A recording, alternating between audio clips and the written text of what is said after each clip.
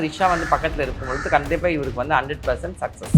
இன்னும் கொஞ்ச நாளில் த்ரிஷாவும் வந்து சமமான நிலையில் வந்து உட்காருவாங்க இதே கட்சியில். ஆமாம், அதுவும் நடக்கும்.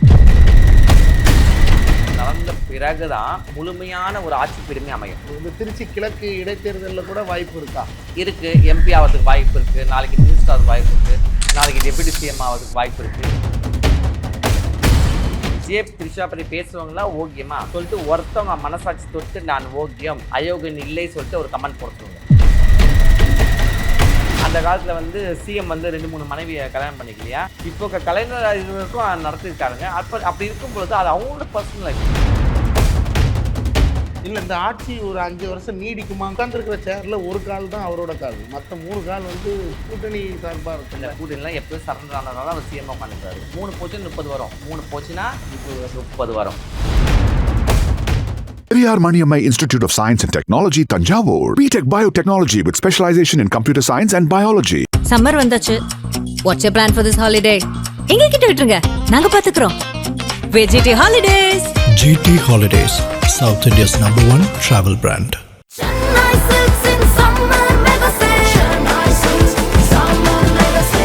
The Chennai Silks in Mega Summer Sale. வணக்கம் மேம். வணக்கம்ப்பா. மேம், ரீசெண்டாக நம்ம தளபதி அவர்கள், விஜய் அவர்கள் சிஎம் ஆனதை பார்த்தோம். அதுக்கு முன்னாடியே நீங்கள் சொல்லியிருந்தீங்க நம்ம லாஸ்ட் இன்டர்வியூவில் கூட, கண்டிப்பாக இவருக்கு அந்த வாய்ப்பு இருக்குது, கண்டிப்பாக அது பிரகாசமாக இருக்குது அப்படிங்கிற மாதிரி சொன்னீங்க. எந்த அடிப்படையில் அந்த எண்ணம் அப்போவே வந்தது உங்களுக்கு? ஆக்சுவலி வந்து எண்ணங்கள் எல்லாமே உள்ளே உட்காந்துருப்பாங்க அவங்க தான். சரியா? நம்ம மனசில் என்ன தோணுதோ அதை வந்து பிரதிபலிப்பாக அம்மா வந்து அதை வந்து செயல்படுத்துகிறா. ஏன்னா அவருக்கு வந்து அந்த யோகம் இருந்ததால என் மனசில் பட்டுச்சு. ஏன்னா எல்லாருமே சொன்னாங்க அவர் வரமாட்டார்னு. என்னோடய இன்டர்வியூஸ் நீங்கள் பார்த்துருப்பீங்க, நான் தான் சொன்னேன் அவர் கண்டிப்பாக வருவார். ஏன்னா த்ரிஷாவுக்கு அந்த யோக ஜாதகம் இருக்குது. ஸோ அதனால் த்ரிஷா வந்து பக்கத்தில் இருக்கும்பொழுது கண்டிப்பாக இவருக்கு வந்து 100% சக்ஸஸ். சரியா? இப்போ கூட இப்போ நிறைய இந்த சின்ன சின்ன இடையூறுகள், சின்ன சின்ன பிரச்சனைலாம் இருக்குதுன்னு சொல்கிறாங்களே, அதெல்லாம் ஒன்றுமே அப்படி தவிடுபடி ஆகிடும். இன்னும் கொஞ்ச நாளில் த்ரிஷாவும் வந்து சமமான நிலையில் வந்து உட்காருவாங்க இதே கட்சியில். ஆமாம், அதுவும் நடக்கும். அது நடந்த பிறகு தான் முழுமையான ஒரு ஆட்சி பெருமை அமையும். இந்த திருச்சி கிழக்கு இடைத்தேர்தலில் கூட வாய்ப்பு இருக்கா? இருக்குது. எம்பி ஆகிறதுக்கு வாய்ப்பு இருக்குது, நாளைக்கு மினிஸ்டர் ஆகிறதுக்கு வாய்ப்பு இருக்குது, நாளைக்கு டெபுட்டி சிஎம் ஆகிறதுக்கு வாய்ப்பு இருக்குது, என்ன வேணால் பண்ணலாம். சரியா? பட் ஆனால் கண்டிப்பாக வாய்ப்பு இருக்குது. த்ரிஷா இந்த கட்சியில் இணைஞ்ச பிறகு தான் முழுமையான பலமே வரும்னு சொல்லிட்டு நான் தான். இப்போ கண்டிப்பாக நடக்கும். இப்போ குடும்ப பிரச்சனைகள் அவரே அவாய்ட் பண்ணதான் மேம் இந்த பொறுப்புக்காக வர்றது. சரி, எல்லாருக்கும் பர்சனல் லைஃப் இருக்குப்பா. அதை நம்ம வந்து பேசுறது அனாகிருக்கும். ஃபர்ஸ்ட் ஆஃப் ஆல் நல்லா புரிஞ்சுக்கோங்க. எனக்கு கூட ஒரு பர்சனல் லைஃப் இருக்கும், உங்களுக்கு கூட ஒரு பர்சனல் லைஃப் இருக்கும். அது வந்து சபையில் வந்து சொல்லி நம்ம என்ன பண்ண போகிறோம்? எதுக்காக நம்ம சபையில் சொல்லணும்? அவங்கவுங்க பர்சனல் லைஃப். நாளைக்கு இப்போ 2 பேருமே சேர்ந்துட்டாங்க வச்சுங்களேன், ஒரு பேச்சு சங்கீதாவும் விஜயும் சேர்ந்துட்டாங்கன்னா நம்ம ஒன்றும் பண்ண போகிறதில்ல. நம்ம எதாவது பண்ண போகிறோமா? கிடையாது. இல்லை நாளைக்கு 2 பேரும் பிரிஞ்சு போனப்போ நம்ம எதாவது பண்ண போகிறோமா? ஒன்றுமே கிடையாது. சும்மா அந்த காசிப் வச்சு என்ன ஆகுது? இதை மற்றவங்க புண்படுத்துற லெவலுக்கு நம்ம வந்து பேசுகிறோம். நம்ம மனநிலைமை ரொம்ப கேவலமாகிடுச்சு. புரியுதா உங்களுக்கு? எங்கேயோ யாரோ வாழ்ந்த காலம் போய் நம்ம வந்து என்ன வாழ வைக்கிற மாதிரி நம்ம வந்து பெருசாக பேசினிருக்கிறோம். அதெல்லாம் முட்டாள்தனம். இதெல்லாம் எனக்கு நம்பிக்கையும் கிடையாது. இதை பாங்க, உடனே சொல்லுவா விதியில் என்னக்கோ அது கண்டிப்பாக நடந்தே ஆகும். எந்த சக்தியாலுமே அதை மாற்றம் இருக்கு. ஒன்றும் இல்லை. இப்போ இன்னைக்கு இவ்வளோ பேர் விஜயை பற்றி கழுவி ஊத்துறாங்களே, இதே அவங்க பேசுகிறவங்களா ஓகேமா? நான் கேட்குறேன், விஜய் த்ரிஷா பற்றி பேசுகிறவங்களா ஓகேமா சொல்லிட்டு ஒருத்தவங்க மனசாட்சி தொட்டு நான் ஓக்கியம் அயோக்கியன் இல்லை சொல்லிட்டு ஒரு கமெண்ட் போட சொல்லுவாங்க. உண்மைதானே? அப்படி இருக்கும்போது இஷ்டத்துக்கு பேசணும்னு நினச்சி எல்லாரையும் வந்து நம்ம புண்படுத்தி என்ன வித நியாயம் இருக்குது? இன்னைக்கு மனசாட்சி எங்கே போயிடுச்சு? இன்னைக்கு வந்து மனிதாபிமானம் எங்கே போயிடுச்சு? எல்லாமே வந்து இன்னைக்கு வந்து டவுன் ஆயிடுச்சு. கரெக்ட் தானே? இருக்கிறது இன்னும் கொஞ்ச நாள் இந்த உலகம் வாழப்போகுது, நாம் வாழ போகிறோம். அதுக்கு நல்ல சந்தோஷமாக வாழ்ந்துட்டு போகிறோம். 4 வார்த்தை நல்லதை சொல்லிட்டு போகலாமே. எதை பார்த்தாலும் நெகட்டிவ் கமெண்ட்ஸ், எங்கே பார்த்தாலும் நெகட்டிவ் ஒரு வைப்ரேஷன், எங்கே பார்த்தாலும் நெகட்டிவ் தாட்ஸ், எங்கெங்கே போகுது உலகம்? அப்போ நம்மளுக்கு எப்படிங்க நல்லது நடக்கும்? சொல்லுங்க பார்ப்போம். நம்ம பாசிட்டிவாக திங்க் பண்ணணும். ஏங்க நான் உனக்கு கேட்குறேன், அந்த காலத்தில் ராஜாக்கள் வந்து பல பெண்களை வந்து கல்யாணம் பண்ணிக்கலையா? சொல்லுங்க. அந்த காலத்துல வந்து சிஎம் வந்து 2-3 மனைவியை கல்யாணம் பண்ணிக்கலையா? இந்த இப்போ காலத்திலே நடந்தது. சொல்லுங்க. இப்போ கலைஞர் இதுவரைக்கும் நடத்திருக்காருங்க. அப்படி இருக்கும் பொழுது அது அவங்களோட பர்சனல் லைஃப். நல்லா புரிஞ்சுங்க. பிடிச்சிருக்காங்க, வாழ்ந்தாங்க, பிடிக்கல, விலகிட்டாங்க, அவ்வளோதான். சரி, அதை விட்டுட்டு நீ இப்படிதான் இருக்கணும், நம்ம அப்படித்தான், நாம யாருங்க அவங்களை ஜட்ஜ்மெண்ட் பண்ணதுக்கு? நம்ம ஃபர்ஸ்ட் அந்த ரேஞ்சில் இருக்கிறோமா? சொல்லுங்க. இன்னைக்கு அவர்கிட்ட 1000 கோடிக்கு இருக்குதுன்னா நம்ம கிட்ட 1 கோடி கூட கிடையாது. தெருக்கோடியில் இருக்கிறோம். நாம போய் எப்படி வந்து அவரை போய் சொல்லுது என்ன வித நான் இருக்குது? எனக்கு இது சத்தியமாக புரியவே இல்லை. இது என்ன என்ன என்ன மக்கள் நினச்சின்னு இருக்காங்க? என்ன இஷ்டத்துக்கு வாய் இருக்குது, இஷ்டத்துக்கு கமெண்ட் பண்ண சொல்லி இன்னொன்று பேசிடலாமா? தப்புங்க, மிக மிக தப்பு. அது அவங்களோட பர்சனல் லைஃப். இவரு ஆட்சிக்கு வந்துக்கிறாரு, மக்களுக்கு என்ன செய்ய போறாரு, மக்களோட மேன்மைக்கு என்ன செய்ய போறாரு, மக்களோட வாழ்வாதாரத்துக்கு என்ன செய்ய போறாரு, இங்க இருக்க இளைஞர்களுக்கு என்ன செய்ய போறாரு, இங்க இருக்க முதியோர்களுக்கு என்ன செய்ய போறாரு, விவசாயிகளுக்கு என்ன செய்ய போறாரு, எக்கனாமிக்கல் டெவலப்மெண்ட் என்ன பண்ண போறாரு, ஏன்னா அதை தான் நம்ம பேசணுமே ஒழிய அவர் அங்க லவ் பண்ணாரு, இவரு கூட சுத்துறாரு, இவங்க கூட டைவர்ஸ், என்ன இந்த முட்டாள்தனம் இதெல்லாம். ஏன் ஒரு ஆட்சிக்கு வரவங்க வந்து ஒரிஜினலா ஒரே மனைவியோட ஒரே குழந்தை குட்டியோட தான் உட்காரணுமா என்ன சொல்லுங்க? அது அவங்களோட தனிப்பட்ட இது.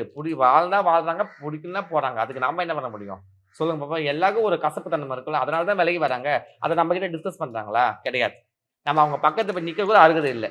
அவங்க எங்கேயோ இருக்காங்க, நம்ம இங்கேயோ இருக்கிறோம். ஸோ அதெல்லாம் அதை ரொம்ப தப்புங்க. பர்சனல் இதில் நம்ம யாரும் பேசவே கூடாது. அவங்க என்ன இப்போ வந்திருக்காங்க, எந்த ஸ்டேட்டஸ்ல இருக்கிறாங்க, எந்த கேட்டகரி க்ரைட்டீரியாவில் இருக்கிறாங்க, அதை தான் நம்ம பேசணும். இப்போ ஆரம்ப காலத்துல இருந்தே விஜய் அவர்களோட அப்பா தான் இவரை எப்படியாவது அரசியலுக்கு கூட்டு வரணும்னு முயற்சி செஞ்சுட்டே இருந்தாங்க. அந்த முயற்சி பலிக்கலையா, இல்லை அவர் ட்ரை பண்ணி இவர் வேணான்னு அவாய்ட் பண்ணிட்டாங்களா? யாரு? விஜய் அவர்களோட அப்பா எஸ்ஏசி சந்திரசேகர். சரி, அப்படி கிடையாது. யாருக்கு தலையெழுத்து இருக்கோ அதுதான் நடக்கும். கரெக்ட் தானே? இன்னைக்கு ஒன்றும் இல்லைங்க. இப்போ இதே வந்து கருணாநிதி ஐயா அவங்க வீட்டில் பேரன் பசங்க எவ்வளோ பேர் இருக்கிறாங்க.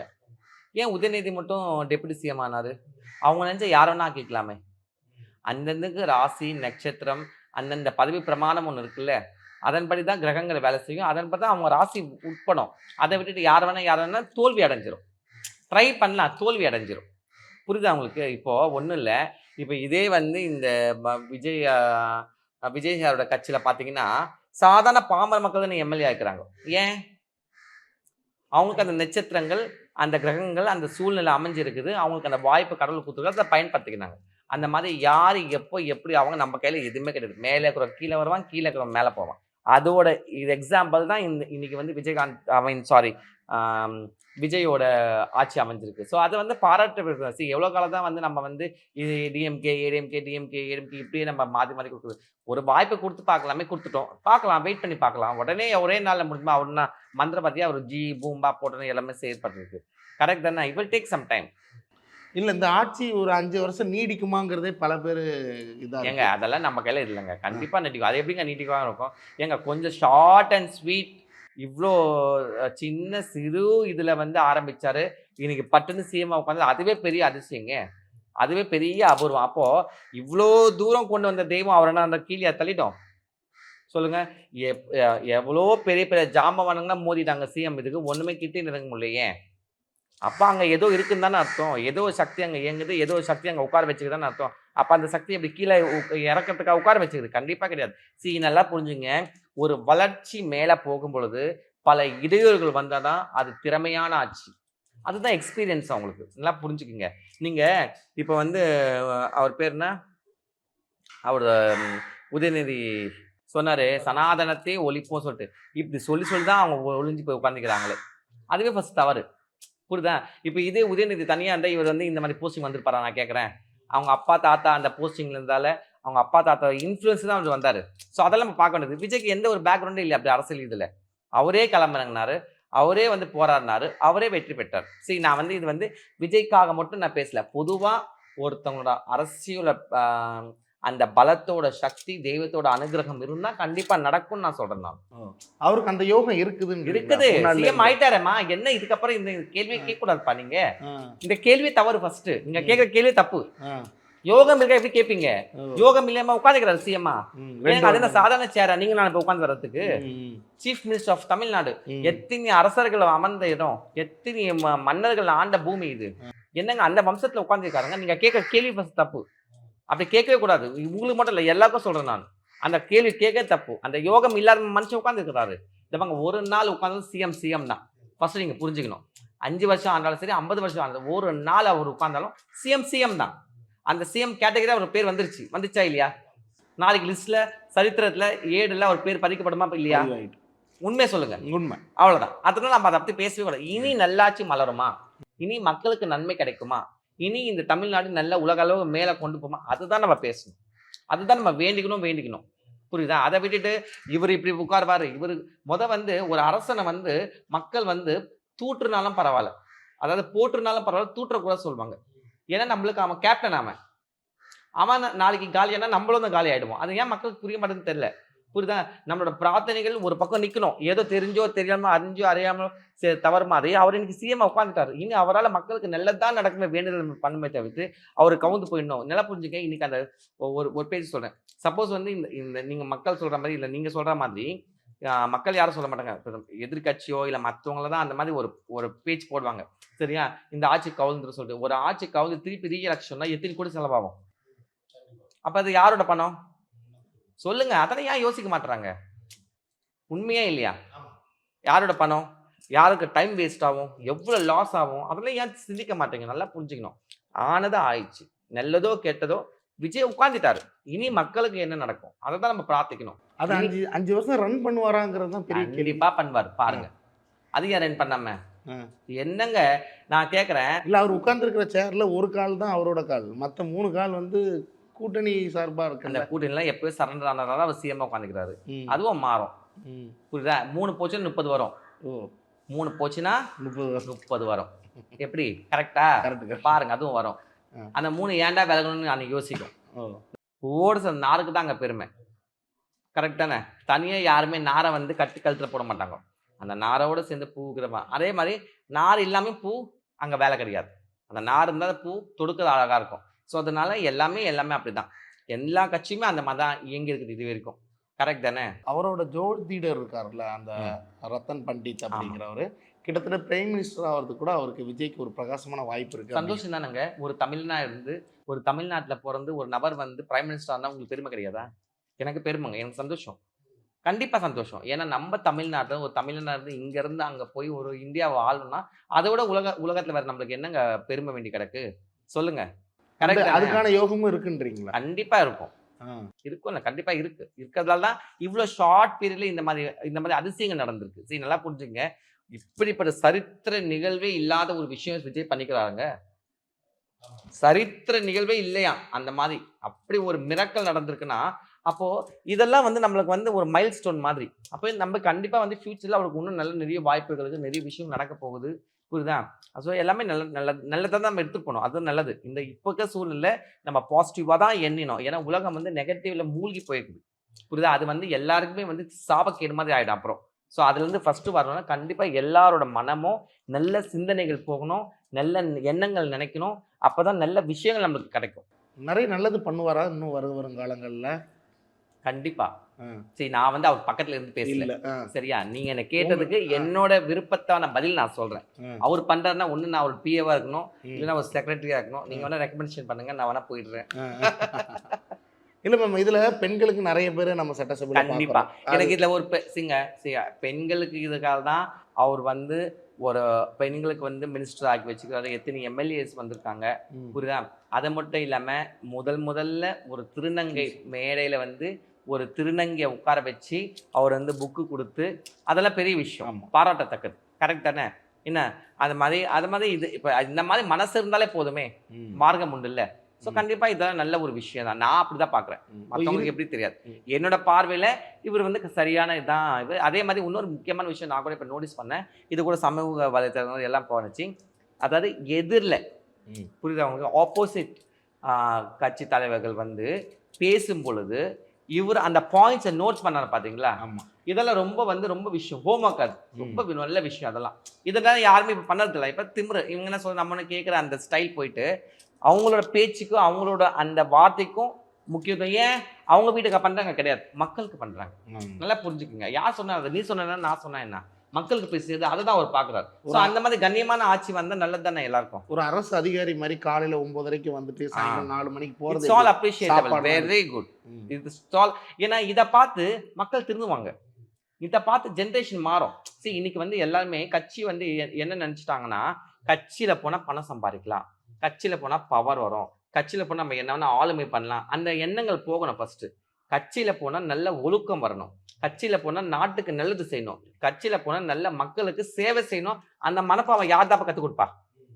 சொல்லுங்க. அதுக்கு யாரோ ஒரு ஆள் வரணும்ல. அதை தான் இப்ப விஜயா வந்திருக்கா நான் சொல்றேன். இறுதியா மேம், இந்த திரிஷா மேட்ரு அப்படிங்கிறப்ப நம்ம அவங்க ஒய்ஃப் டிவோர்ஸ் ஆனதுல இருந்தே பாருமே பேசப்பட்டுச்சு. அதுக்கப்புறம் ஒரு கல்யாண நிகழ்வுலையும் திரிஷாவோட வந்ததை பார்த்தோம். அவர் நான் இல்லைப்பா நான் இப்படி தான் அப்படிங்கிறத காட்டுறதுக்காக அப்படி பண்ணுறாரா, இல்ல இது திரும்பவும் த்ரிஷா அவர்கள் திரும்பவும் அரசியலுக்குள்ள வர்றதுக்கு கண்டிப்பா வருவாங்க, ஆ. கண்டிப்பா அரசியல் வருவாங்க. ஓ. அதுல எந்த ஒரு டவுட்டுமே கிடையாது. நீங்க பாருங்க, நீங்க பார்க்க தான் போறீங்க. கண்டிப்பா வாய்ப்பு இருக்கு. 100%, 200% ஓ. நடந்தே ஆகும். ஏன்னா இதுக்கு முன்னாடி நான் இது வரைக்கும் எது சொன்னதோ நடக்காம இருந்ததே கிடையாது. உங்களுக்கே நல்லா தெரியும். ஆமா. எல்லாமே நடந்திருக்கு. என்ன அதே மாதிரி இதுவும் நடக்கும். என்னவோ வருவாங்க. அது எனக்கு தெரியாது. அது அவ கையில தான் இருக்கு. ஓ. கண்டிப்பா வருவாங்கண்ணா. வந்தால் இன்னும் சுபிக்ஷமாகும். ஓ. தமிழ்நாடு இன்னும் நல்ல ஒரு நிலைமைக்கு வரும். ஆனா இது ஒரு எம்ஜிஆர் ஜெயலலிதா பாணிங்கிற மாதிரி ஆகாதா? சரி, எனக்கு ஒரு ஆச்சரியமா இருக்குங்க. அதாவது அவர் இப்போ வந்து எத்தனையோ நல்ல விஷயம் நடந்திருக்குது. அதை நம்ம யாரும் பேச மாட்டோம். இன்னைக்கு ஒயின் ஷாப்பை மூடுறேன்னு சொல்லிட்டு அதை வச்சு அரசியல் பண்ணவங்க இன்னைக்கு ஃப்ராக்ஷன் ஆஃப் செகண்ட்ல வந்தாரு. ஃபர்ஸ்ட் கையெழுத்து ஒயின் ஷாப் போட்டார். 2வது கஞ்சா, இளைஞர்களோட வாழ்வாதாரத்தை ஸ்டாப் பண்ணார். அந்த கஞ்சா அடிக்கிறதால எல்லாமே நாசமா போறாங்க. அதுக்கு வந்து எத்தனையோ ஸ்டேஷன் வந்து புதுசாக திறந்து வச்சிருக்காரு. அதே மாதிரி எல்லா இடத்துலையுமே கேமரா இது பண்ணி லேடிஸ்க்கு வந்து உடனே எமர்ஜென்சி எக்ஸிட் மாதிரி இப்போ சார் நம்ம அதெல்லாங்க பேசணும். நெகட்டிவை ஏங்க கொண்டு போறீங்க? மாறுங்க. நீங்க மாறினா தான் மக்கள் மாறுவாங்க. சரியா? எம்ஜிஆர் ஆட்சிங்கிறது அதெல்லாம் போன பிறகு நான் பேச தேவையில்லப்பா, முடிஞ்சிச்சு, அவ்வளவுதான். எம்ஜிஆர் ஆட்சியில் எவ்வளவு நல்லது பண்ணாரு. கடைசியில எம்ஜிஆர் போன பிறகு அம்மா வந்தாங்க, அதுக்கப்புறமா மாறினாங்க. இப்போ விஜய் வந்துருக்காரு, அவ்வளவுதான். ஆட்சி பீடம் வந்து நிலையானது கிடையாதுல்ல. சரி, மக்கள் வந்து எப்படி தெரியுமா, நீங்க எவ்வளோதான் பண்ணாலும் அவங்களுக்கு ஃப்ராக்ஷன் ஆஃப் செகண்ட்ல மாற்றம் தோணும். அந்த மாற்றம் தோணும் பொழுது எந்த சக்தியாலுமே அதை தடுக்க முடியாது. அதுக்கு எக்ஸாம்பிள் தான் விஜய். கரெக்ட் தானே? நன்றி. நல்லது. Periyar Maniammai Institute of Science and Technology, Tanjavur. BTech Biotechnology with specialization in computer science and biology. Summer வந்தாச்சு. What's your plan for this holiday? எங்க கிட்ட விட்டுருங்க, நாங்க பாத்துக்கிறோம். GT Holidays. GT Holidays, South India's #1 travel brand.